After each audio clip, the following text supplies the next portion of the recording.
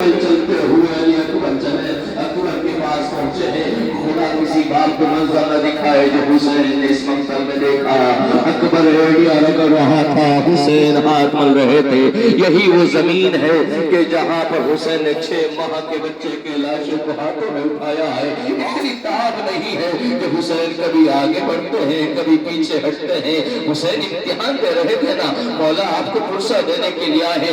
एक रिवायत अजीब सी है कि जब आप आते हैं ना करबला में, पहला कदम आपका पड़ता है तो जमीने करबला पर आपसे पहले जन्नतुल बकी से एक माँ अपनी टूटी हुई पसलियों को संभाले हुए आती है, आगोश को फैला कर कहती है, मेरे हुसैन के ज़ाहिर तुम आ गए हो, आओ मैं तुम्हारा इस्तकबाल करती हूँ। लाओ मेरे हुसैन के हक का आंसू लाओ, अरे मुझे हुसैन के जख्मों पर लगाना है। अली अकबर का जख्म है जो भरता नहीं है, मुझे हुसैन को सुकून दिलाना है।